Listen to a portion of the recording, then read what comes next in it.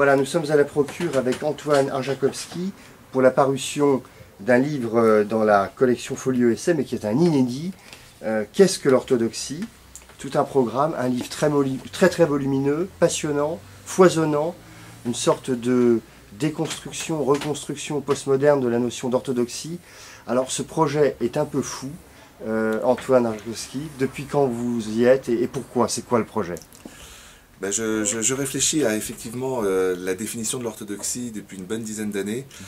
Et j'ai pris une année sabbatique pour écrire ce livre à Louvain, parce que je me suis rendu compte que toutes les histoires de l'orthodoxie confessionnelle, qui avaient été écrites dans les années 60, après 50 ans de dialogue écuménique, eh bien, il était nécessaire de voir les conséquences sur le plan historique. Or, dans les séminaires de l'Église orthodoxe, des instituts orthodoxes au sens confessionnel du terme, on continue à enseigner l'histoire de l'Église en disant qu'à partir du XIe siècle, eh bien, l'Occident tombe dans l'hérésie et l'Église authentique continue dans les pays slaves, dans les Balkans, etc.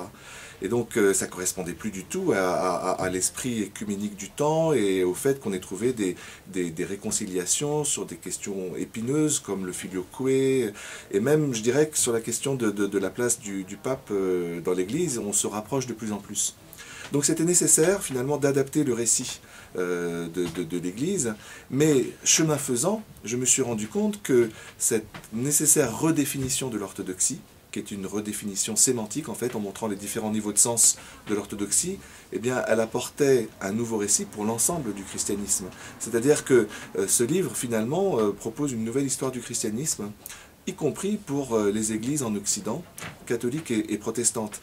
Et je dirais que, finalement, les choses se sont élargies au fait que l'orthodoxie, ça veut dire la vérité droite, mais ça veut dire aussi la mémoire fidèle, la connaissance juste, la juste glorification.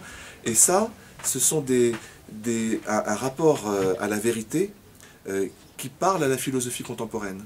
Au XVIe siècle, il y a une sorte de rupture qui s'est produite entre philosophie et théologie. Aujourd'hui, eh bien, on se rend compte que orthodoxie et épistémologie doivent se rapprocher. Merci Antoine Arjakovski. Je peux dire aux futurs lecteurs que ça fait partie de ce genre de livre dont on ressort à la fin de la lecture plus intelligent qu'avant et très heureux. Donc merci beaucoup. Merci beaucoup.